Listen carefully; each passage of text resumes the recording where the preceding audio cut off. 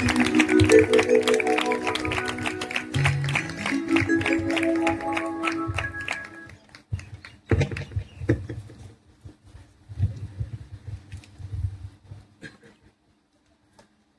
को पवित्र नाम धन्य हो सबूल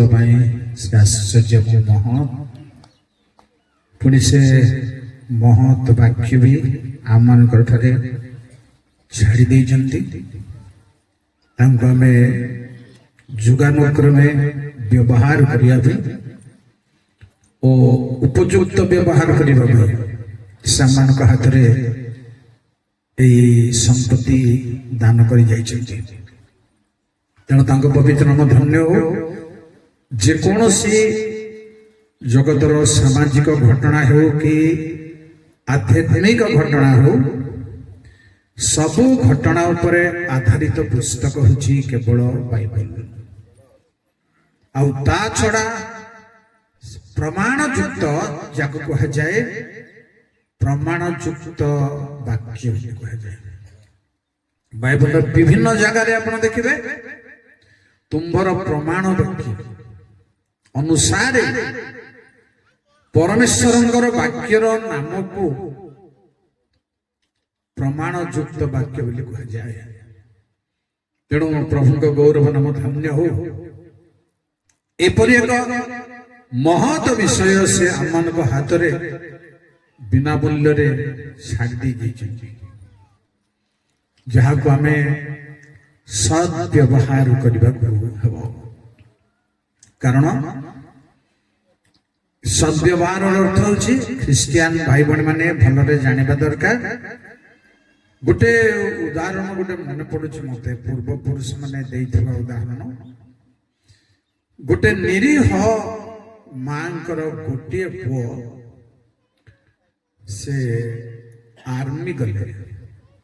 आर्मी जाई चाकरी गले चाकरी करी मां को पठेले 100 टंका प्रथमे मां को जते बळे पोस्ट पियन आनी देला 100 टंका देखला ओ मां बुढ़ी टंका को देखि नथिला केबे से देखला ओ केडे सुंदर फोटो मोर बाबू पठेची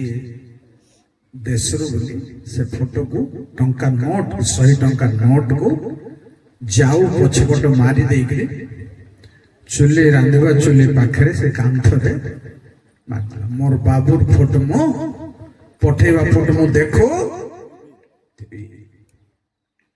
एपरी प्रति मास रे गोटे गोटे नोट पोस्ट पिया 6 मास 6टा लाइन रे मारछि आ एते भलो पाउछि ता पुओ को जे से पैसा न पठेले कुली करी बंचिब पछे किंतु मो पुओ पठेबा फोटो को मो देखुथि हले पुओ 6 मास पर आसीबा से कालर लोक माने होंदु वर्तमान कालर लोक माने होंदु प्राय एमती लोक अछंती रंधा घर रे जाई बसी खाइले टिके हाई लागे आ मां कहला बापा मु आनी देबी नाई मु रंधा घर रे बसी खाई रंधा घर को जाओ जाओ 6टा नोट गांधी फोटो 6 नोट देखि देइकरी मां एटा कोन कलो बाबा तो पठेबा फोटो मो केबे नष्ट करी नै सेमती रखिछि भाई बहन माने एटा गोटे गोटिए पुओ पठेबा नोट गोटिए पुओ मां मंडली को पठेबा नोट आकु आमे जेमते व्यवहार करिबा कथा समिति व्यवहार करि पारो आर मूल्य को आमे जानि पारो ना हो प्रिय भाई बहन माने आसंतो विलंब करिबानी आज मो कहबी आपण मान को परमेश्वरंकर वाक्य रु मो गोटिए भी डाउट रे अछि सकाळ रु जे पुओ झियो जो बसिचंदी बर कन्या बसिचंदी झियोटी तो ओडिया नहंदी से ए सब कौन बुझी पारिबो तार स्वामी परवर्ती समय वाक्य शिक्षार विषय तांको बुझिबाकू पड़िबो सेमती सेमती हेले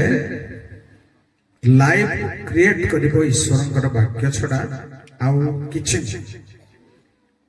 सेती पदक्षेप नेले मते कहले घरे मु पचारली जे हमर पास्टर को अनुवाद करंतु कि हिंदी रे बोली से कहले नाइ नाइ नाइ बेसी विलंब हो गला बोले ठीक अछि मो चाहूची वाक्य रु वंचित केही नहबाकू जेमते कि खाई न पारिले ताकू खाइबा व्यवस्था चिकित्सा करुछि पाइप लगे मध्य ता पेट को आहार पठेबा को पड़िबा जबरदस्त पड़िबा परमेश्वर वाक्यर आहार आमे केही वंचित हेबा को हेबो नाही प्रिय भाई बर्माने जेमिति हेले भी एहा ए आहार को आमे ग्रहण करिबा आज मु कहिबी बाइबल रे दुई प्रकार विषय गोटे होची सहमति स्वामी स्त्री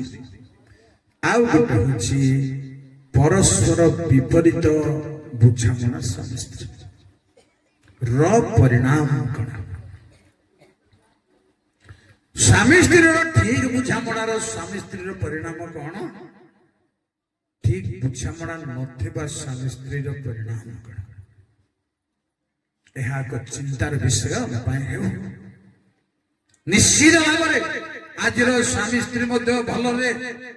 स्वामी स्त्री दुनिया रे वैवाहिक जीवन गोटे खेल खेलना भोजी भात रे परिणत केवल हेची ख्रिस्टियान मानक मध्य से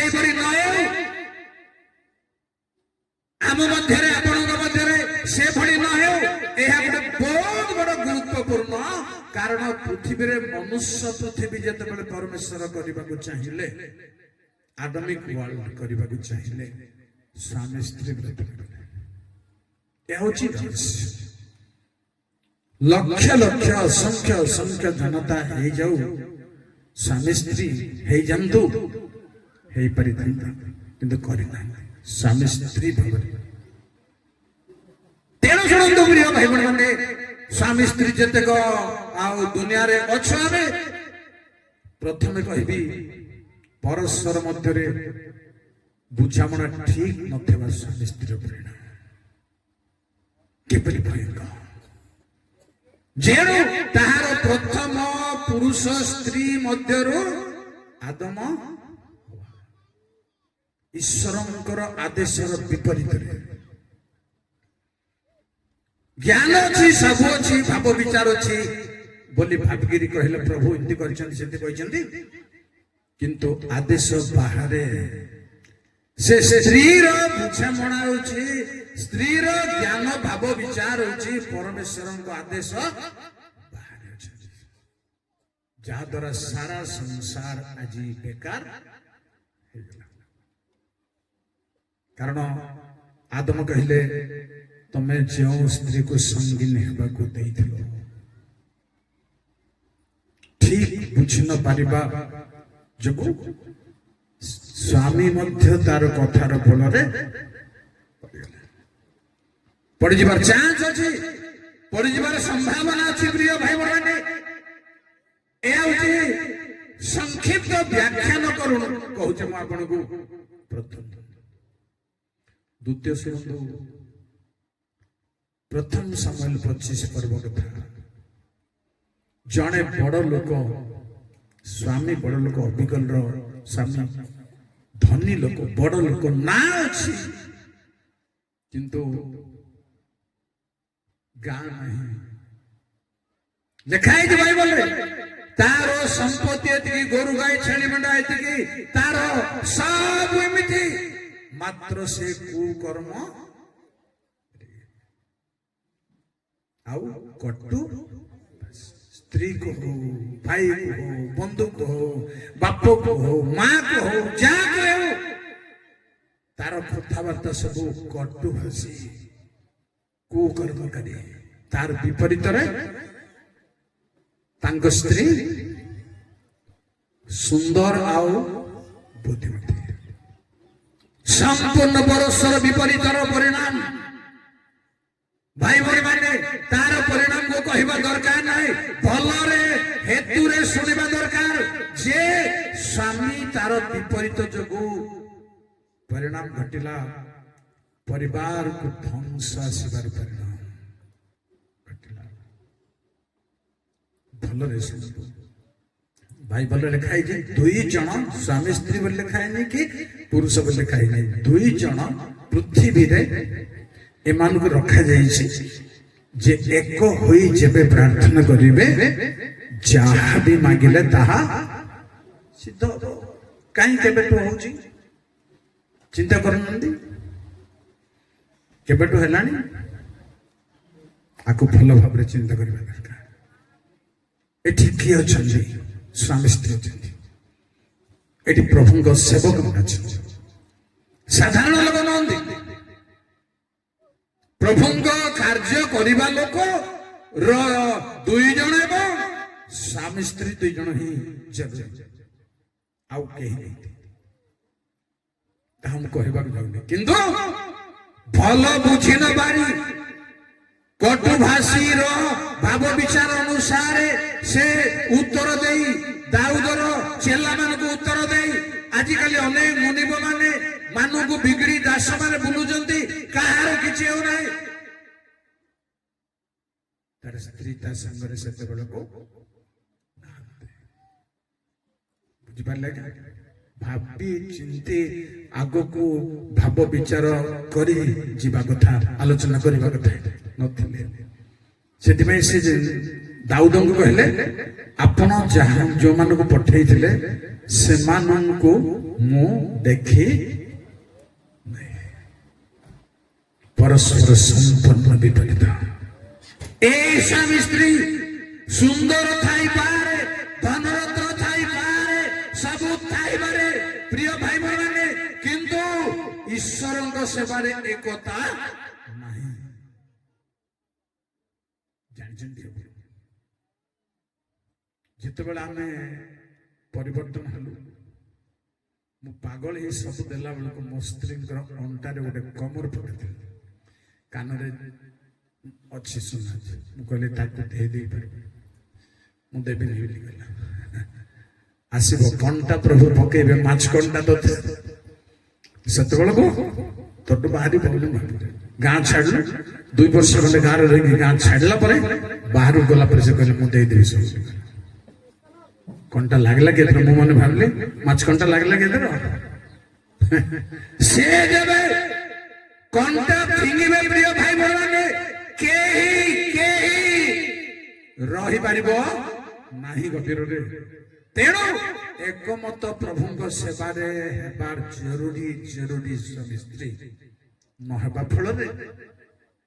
ଆୟୁବ ତାଙ୍କ ସ୍ତ୍ରୀ ପରମେଶ୍ୱରଙ୍କ ପ୍ଲାନ୍ ଆୟୁବ ଉପରେ ସଫଳ ହେବାର ବହୁତ ଝଡ଼ ଆସିଲା, ବହୁତ ବତାସ ଆସିଲା, ବହୁତ ଝଡ଼ ବତାସକୁ ଷ୍ଟାଡି କରିଥିବା ଆୟୁବ ପୁସ୍ତକରେ ଆପଣ ମାନେ। ତାଙ୍କ ସ୍ତ୍ରୀ ତହିଁର ଅନୁକୂଳ ନଥିଲେ, କହିଲେ ମୋର ନିଶ୍ୱାସ ମୋର ସ୍ତ୍ରୀ ପ୍ରତି ଘୃଣା। କେତେ ଦୂର ଯାଇଛି ଦେଖନ୍ତୁ, କେତେ ଦୂର ସମସ୍ୟା ଦେଖନ୍ତୁ। ତେଣୁ ସ୍ୱାମୀ ସ୍ତ୍ରୀ ଯେବେ ପରସ୍ପର ଏଭଳି ହୁଅନ୍ତି, ସେବା କାର୍ଯ୍ୟ ସମ୍ପନ୍ନ ହବାର ଭାରି କଷ୍ଟ ହୁଏ। ଏ ଗୋଟେ କଥା କହୁଥିବ, ସେ ଗୋଟେ କଥା କହୁଥିବ। ବର୍ତ୍ତମାନ କହିବି ମୁଁ ଆପଣଙ୍କୁ, ଏକ ସେବା କାର୍ଯ୍ୟରେ ଏକ ହେବ। ଆଦି ପୁସ୍ତକ 31 ପର୍ବରେ ଯାକୋବକୁ 20 ବର୍ଷ ଶ୍ୱଶୁର ଘରେ ରହିଲା ପରେ ପରମେଶ୍ୱର କହିଲେ ତୁମେ ସ୍ୱଦେଶକୁ ଯାଅ। ପ୍ରଭୁ ଯେତେବେଳେ କଥା କହିବେ ପ୍ରିୟ ଭାଇ ମାନେ, ଅସମ୍ଭବ କିଛି ରହୁ କହିବେ। ତାଙ୍କ ପ୍ଲାନ୍ ଅସମ୍ଭବ କିଛି ରଖି କହିବେ। ଆଉ କହିଲେ ତମେ ଯାଅ। ସେ ଛେଳି ଚରେଇବା ମେଣ୍ଢା ଚରେଇବା ଜାଗାକୁ ସ୍ତ୍ରୀ ମାନଙ୍କୁ ଡାକି କହିଲା, ପରମେଶ୍ୱର ମତେ ଏମିତି କଥା କହିଛନ୍ତି, একতার কথা শুଣନ୍ତୁ 4 ରୁ 13, 14, 15 ରେ ବେଶୀ କଥା ଅପ୍ରୁଭ୍ ଅଛି କଣ ତାଙ୍କ ସ୍ତ୍ରୀ ମାନେ କହିଲେ କଣ ପରମେଶ୍ୱର ତମକୁ ଯାହା କହିଛନ୍ତି ତମେ ତାହା କର ଆମର କିଛି ଆପତ୍ତି ମୋ ବାପା ତ ଆମକୁ ବିକିକି ଆମର ମୂଲ୍ୟ ଖାଇଛି ଯାହା କହିଛନ୍ତି ତାହା যদি এমানে কইথান্দে তমে যাও আমর পোখরি হেলা মাছ ছাড়িছু আর এহা হচ্ছে তা হচ্ছে 20 বর্ষ কাল গছ আছে তোটা আছে সব আছে অকাতরে সব পরিত্যাগ এটা হচ্ছে ঈশ্বরଙ୍କ ডকরারে স্বামী স্ত্রীଙ୍କର ঐক্যতা নথিলে ଆପଣଙ୍କ সেবা কার্য পণ্ড হেবার চান্স ଅଛି চান্স ଅଛି ভালরে চিন্তা করন্তু স্বামী স্ত্রী ভালরে চিন্তা করন্তু আজি পুଅ ଝିଅ ଏ লীଳା ଦୁନିଆରେ ସ୍ୱାମୀ ସ୍ତ୍ରୀ ଭାବରେ ଦୁନିଆକୁ ସାମ୍ନା କରି ପରମେଶ୍ୱରଙ୍କ ସେବା କରିବା ପାଇଁ ଯାଉଛନ୍ତି କହିଲେ ଚାଲ ଆଉ ଗୋଟେ କଥା ଅଡୁଆ କଥା ଦେଖନ୍ତୁ ସେ ଶ୍ୱଶୁରକୁ କିଛି ନ କହି ବାହାରି ପଡିଲେ ସେଥିରେ ବି ତାଙ୍କ ଲାବଣର ଝିଅମାନଙ୍କର କିଛି ଅବଜେକ୍ସନ ଦେଖନ୍ତୁ କୋଉ ପ୍ରକାର ନିଷ୍ପତ୍ତି ଆପଣ ନେବାକୁ ପଡିବ ପରମେଶ୍ୱରଙ୍କ ସେବାରେ ପ୍ରିୟ ମା ମାନେ ଭଉଣୀ ମାନେ ପ୍ରିୟ ଝିଅ ମାନେ କୋଉ ପ୍ରକାର ନିଷ୍ପତ୍ତି ନେବାର ଅଛି ସ୍ୱାମୀଙ୍କ ସଙ୍ଗରେ ସେ ଜଣାଇ ନାହାନ୍ତି ଶ୍ୱଶୁରକୁ 20 ବର୍ଷ କାଳ ରହିଲା ପରେ ଆମେ 2 ଦିନ କୁଣିଆକୁ ଯାଇକି ନ ଜଣାଇନୁ ସେ ଘର ଲୋକ ଠାରୁ ବିଦାୟ ନ ନେଉ ଯାଇପାରିବା ଓ ଆସୁଛୁ ଓ ଯାଉଛୁ ଆମ ଘରକୁ ଦୁନିଆ କୁଣିଆ ଅଛନ୍ତି ବାରି ଘରରୁ ଯାଉଛୁ ବୋଲି କହିବେ ଯେ ମଝିରେ ପିଣ୍ଡାରେ ଆଉ ସୁନାକୁ ଯିବା ପର୍ଯ୍ୟନ୍ତ ଆମେ ଯାଉଛୁ ଆସୁଛୁ ହାଇ ମୁଁ ତାଙ୍କୁ କହି ନାହିଁ ଯାଉଛି ବୋଲି କହି ନାହିଁ ବୋଲି ଆଉ ଗୋଟେ ଭିତରକୁ ବସ୍ ପେଁ ପେଁ କରି ମାରୁଛୁ ଯାଉଛୁ ବୋଲି କହିବା ବାଧ୍ୟ ବିନ୍ଦୁ କହିନାହାନ୍ତି ପରମେଶ୍ୱର ଏଭଳି ଅଡୁଆ ଥାଉ ଥାଉ ଯିବାକୁ ରେଡି କରନ୍ତି ପ୍ରିୟ ସ୍ୱାମୀ ସ୍ତ୍ରୀ ମାନେ ମନେ ରଖନ୍ତୁ ଆରାମସେ ଝଡ଼ ଝଞ୍ଜା କିଛି ବି ନଥାଉ ଯିବାକୁ ରେଡି ହେଲେ କିନ୍ତୁ ଗଳତି ରହିଲା ପାପ ସ୍ୱୀକାର ନାହିଁ ଦେଖନ୍ତୁ ପାପ ସ୍ୱୀକାର ନାହିଁ ଯାହାକୁ ସୁନ୍ଦର ମନେ କରିଥିଲେ ତାଠି କରିଥିଲେ ଆସିଲା ବେଳକୁ ସବୁ ଛାଡ଼ିଲା କିନ୍ତୁ ବାପାଙ୍କର ଠାକୁର ରାହେଲ ଛାଡ଼ି ପାରିଲା ନାହିଁ ଯଦି ଏକତା ନାହିଁ ହାର୍ଟଲି ଯଦି ଏକତା ନାହିଁ ପରମେଶ୍ୱରଙ୍କ ନିର୍ଦ୍ଦେଶ ଅନୁସାରେ ଯିବା ପାଇଁ ସ୍ୱାମୀ ସ୍ତ୍ରୀ ମଧ୍ୟରେ ଯେବେ ଏଇଭଳି ଏକତା ନଥାଏ ସ୍ୱାମୀ ସ୍ତ୍ରୀ ମାନେ ଭଲ ଭାବରେ ଆଜିର ସ୍ୱାମୀ ସ୍ତ୍ରୀ ବି ଭଲ ଭାବରେ ଚିନ୍ତା କରିବା ଦରକାର ହାର୍ଟଲି ଏକତା ରହିବାର ଅଛି ସେ ଜଣେଇନି କାହାକୁ ସ୍ୱୀକାର କରିବାର ଚାନ୍ସ ଆସିଲା କେମିତି ଚାନ୍ସ ଆସିଲା ଲାଭନ ଆସିଲା ଯେ ତମେ ଆସିଲେ ତ ଆସିଲ ମୋ ଠାକୁର କାହିଁକି ନେଇକି ଆସିଲେ ଯାକବ କହିଦେଲେ ଯାହାଠାରେ ପାଇବ ସେ ମରିବ ସ୍ୱାମୀକୁ ଜଣେଇ ନାହାନ୍ତି ଦେଖନ୍ତୁ ଏକତାର ଅଭାବର ପରିଣାମ ଅଛି ଆଉ ଏକତାରେ କେମିତି ଅଛି ଏକତା ଅଭାବରେ କେମିତି ଅଛି ଜଣଙ୍କ ପାଖରେ ଗଳତି ଥିବାରୁ ଆଉ ପ୍ରକୃତରେ ଇଫ୍ରାତାକୁ ଆଶୀର୍ବାଦର ସ୍ଥାନକୁ ଯିବା ପୂର୍ବରୁ ସେ ସଂସାରକୁ ତ୍ୟାଗ କରିଥିଲେ ଦୁଇ ଜଣ ଗୋଟି ହେବା ନିହାତି ନିହାତି ଦରକାର ଶୁଣନ୍ତୁ ପରବର୍ତ୍ତୀ କଥା କହିବି ଆପଣଙ୍କୁ ବିଚାର କଥା 13 ପର୍ବ 8 ଆଉ 19 20 ଯେତେବେଳେ ସ୍ତ୍ରୀକୁ ଦର୍ଶନ ମିଳିଲା ସେ ସ୍ୱାମୀକୁ ଆସିଲା ଏମିତି ପ୍ରିୟ ଭାଇ ଭଉଣୀ ପ୍ରିୟ ସ୍ୱାମୀ ସ୍ତ୍ରୀ ଭଲରେ ଶୁଣନ୍ତୁ ଯେ ଏମିତି ଏମିତି ମତେ ଜଣେ ଲୋକ ଏମିତି ଦର୍ଶନ ଦେଲେ ଏଇ କଥା କହିଲେ ଉଭୟଙ୍କର ଉପସ୍ଥିତିରେ କଥା ଆସିଲା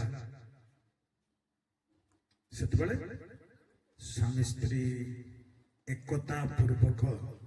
ଗ୍ରହଣ କଲେ କଥା ଅଗ୍ରାହ୍ୟ କରିନାହାନ୍ତି ଗ୍ରହଣ କଲେ କେବଳ ତାର ପରିଣାମ କଥା କେମିତି ଆଶୀର୍ବାଦ ଅଛି କହିବି ଯେ ଆଶ୍ଚର୍ଯ୍ୟ କାର୍ଯ୍ୟ କରି ଦୂତ ଯେତେବେଳେ ଉପରକୁ ଗଲେ ସ୍ୱାମୀ ସ୍ତ୍ରୀ ସେ ମହାଦର୍ଶନ ଦେଖନ୍ତୁ ପରସ୍ପର ମଧ୍ୟରେ ଠିକ ବୁଝାମଣା ଆଉ ବାକି ଅଛି। ଯେତେବେଳେ ସ୍ୱାମୀ କହିଲା ଆମେ ପ୍ରଭୁଙ୍କୁ ଦେଖିଛୁ ବାଦ୍ୟରେ ମରିବା, ସ୍ତ୍ରୀ କହିଲେ ପ୍ରଭୁ ଯଦି ଆମକୁ ମାରିବାକୁ ଥିଲେ ଏ ସମ୍ଭାଷଣ ଆମକୁ ଶୁଣାଇ ନଥାନ୍ତେ ଆଉ ଆମ ହାତରୁ ନୈବେଦ୍ୟ ଗ୍ରହଣ କରି ନଥାନ୍ତେ। ଦେଖନ୍ତୁ ଏଇଭଳି ଭାବରେ ସ୍ୱାମୀ ସ୍ତ୍ରୀ ବର୍ତ୍ତମାନ ପ୍ରଭୁଙ୍କ ରାଜ୍ୟ ନିମନ୍ତେ ପ୍ରସ୍ତୁତ ହେବା ଜରୁରୀ ଅଟେ। ପୁଣି କହିବେ ପରବର୍ତ୍ତୀ ସାମୁଏଲକୁ ଦେବା ପାଇଁ ସମର୍ପଣ କରିବା ପାଇଁ କିଛି ଆତଙ୍କ ନଥିଲା ସ୍ୱାମୀ ସ୍ତ୍ରୀ ଭିତରେ। ଦେଖନ୍ତୁ କୌଣସି ଆତଙ୍କ ନଥିଲା ସ୍ୱାମୀ ସ୍ତ୍ରୀ ଭିତରେ। ଅବ୍ରାହମ ସାରା କହିନାହାନ୍ତି ଅବଶ୍ୟ, କିନ୍ତୁ କୌଣସି ଆତଙ୍କ ତା ଭିତରେ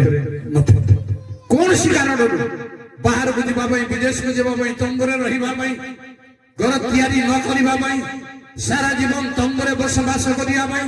ସ୍ତ୍ରୀଙ୍କ ଠାରୁ କୌଣସି ଆତଙ୍କ ନଥିଲା। ମତେ ଏମିତି କଲେ, ଅମୁକ ଜାଗାରେ ସେମିତି କଲେ, ସମୁକ ଜାଗାରେ ସେମିତି କଲେ, ଆଉ ଯାଇପାରିବେ ନାହିଁ, କୌଣସି ଆତଙ୍କ ନଥିଲା।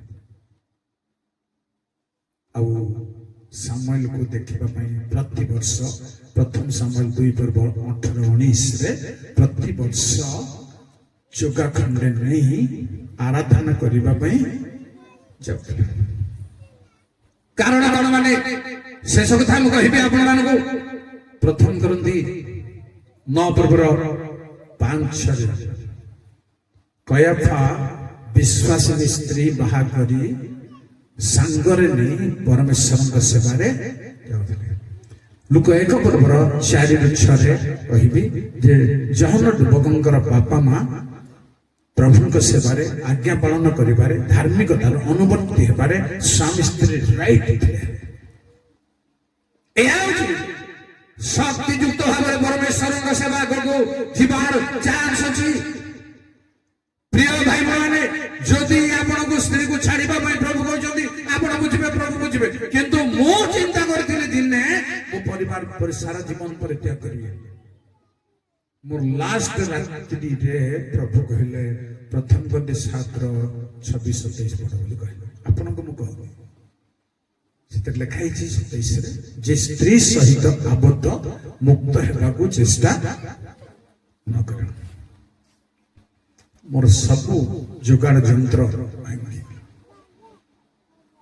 ପ୍ରିୟ ଭାଇ ଭଉଣୀ ଆସନ୍ତୁ।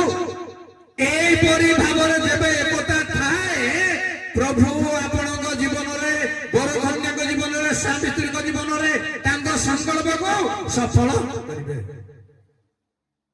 କାରଣ ପ୍ରଥମ କରନ୍ତି 7:13-16 ଲେଖା ହେଇଛି ସ୍ତ୍ରୀ ଦ୍ୱାରା ପୁରୁଷର ପରିତ୍ରାଣ ସାଧନ ହେବାର ଚାନ୍ସ ଅଛି, ପୁରୁଷର